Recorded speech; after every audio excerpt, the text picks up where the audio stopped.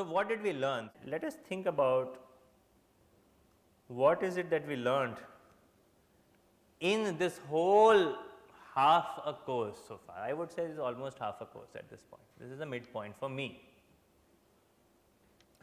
And the reason it is a midpoint for me is that now I am stopping with the traditional AI and will be moving into modern AI.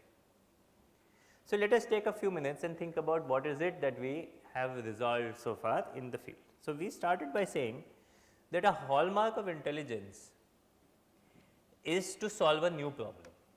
I give you a new puzzle, I give you a new setting, I put you in a different setting, you were not trained for it, you should be able to solve it, you should be able to reason about it. We said that to solve a new problem, let us come up with a very general algorithm that solves pretty much everything or almost everything. And we said that we can do by search. So, we defined that the idea of search, a general problem, a meta problem, where every problem can be converted or many problems, at least deterministic single agent problems, can be converted into a search problem. And we said, okay, awesome, now let us come up with general purpose algorithms. And we did a huge barrage of algorithms going from uninformed systematic search to heuristic function informed systematic search to local search and to backtracking search and DPLL. Then we also said that search is just equivalent to trying out things, but sometimes the problem has some characteristics which we can do reason with to make some inferences. So, we said okay, search and inference together is even better than search, right. At every step if I can make some inferences, if I can disprove some things or I can prove some things, I can say those cases I should not be trying. So, that way I will only be trying the cases which still may lead to a solution that I can't disprove, that will reduce my search size, that will speed up my algorithm. Then we said that in order to do inference, I need to understand the structure of the problem. How would a person or an agent communicate the structure of the problem to the machine? I need to define a language. Earlier in search, our language was just a program, black box, but now we said let us go inside the black box, let us define a language. So, we said let us define a very simple language, we defined the language of constraint satisfaction problems. We said let us define a more interesting language, we defined the language of logic. Language of logic is awesome because logic has had a long history. We know that pretty much a lot of reasoning tasks can be put into logic, logical inference tasks. So, we learned about some algorithms for inference in logic, we talked about resolution and forward chaining, and then we said that, so these are called knowledge representation languages. And then finally, we said that all of this was single agent problems, but we often have multi agent problems, and we looked at the case where multi agent or two agent problems were competing against each other, they were fighting against each other, they wanted to win each of them. And so, we defined that problem as a search problem, and we talked about the minimax algorithm, and after talking about the minimax algorithm, we said, but minimax will not be able to go till the very end because the games can take very long. So, we need to cut off. Well, if we need to cut off, we need to figure out what is the value at this node, what is my probability of winning, what is their probability of winning, what is the likelihood, right.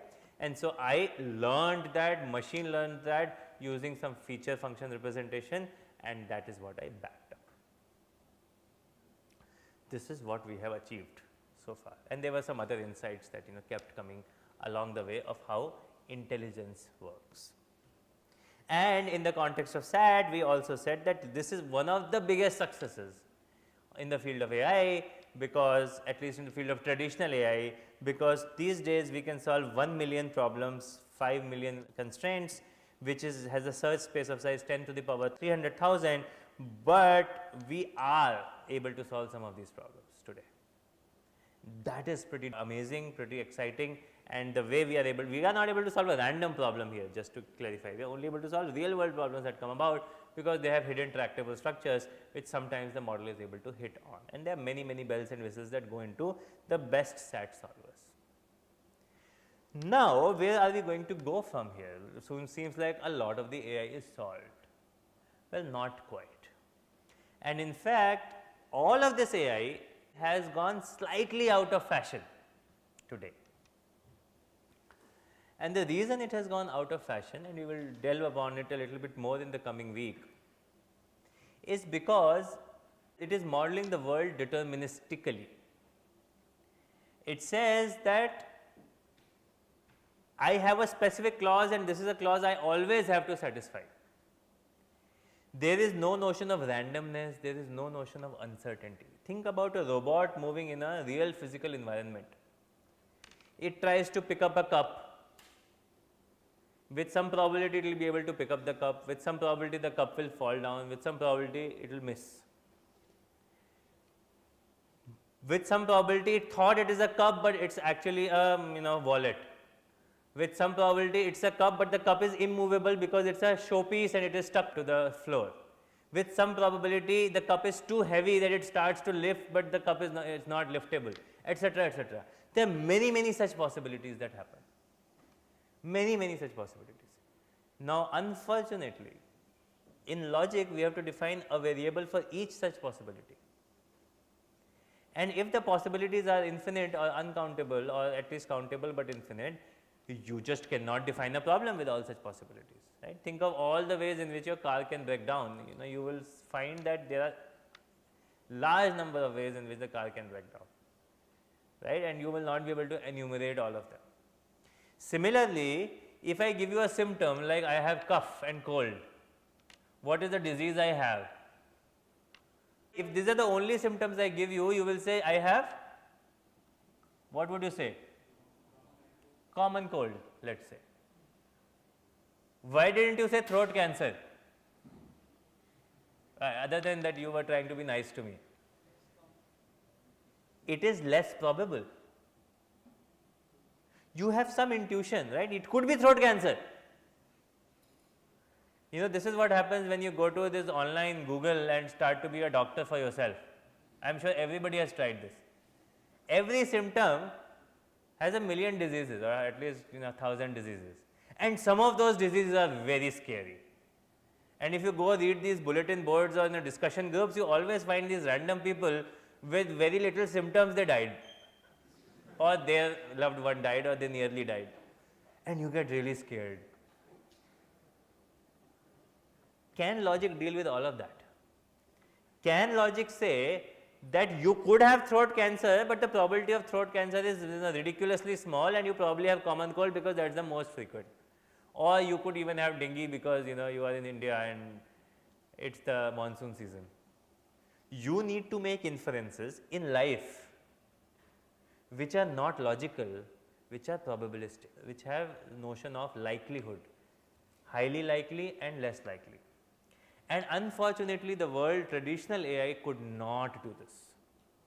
And therefore, at some point people realized that they are not able to get from AI what they want, and they were interested in a different knowledge representation framework that leads to some of these kinds of reasonings.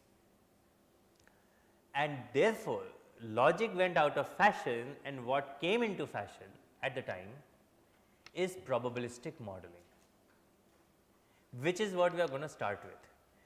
AI, the field of AI has seen many Turing Awards, and the latest one is on deep learning, you are all aware. But do you know who was the Turing awardee in the field of AI before deep learning? Okay, so this is your homework, and this time I want more than 2 hands to be raised, which is a very low bar, right? But if you want an easier exam, more of you have to answer this question for yourself. So the question is, who was the Turing Award winner from the field of AI before the latest one this year on deep learning? Okay? And the answer to that will lead us to the topic that we will study, which is Bayesian networks. So I will stop here. Welcome to the world of modern AI, starting the next class.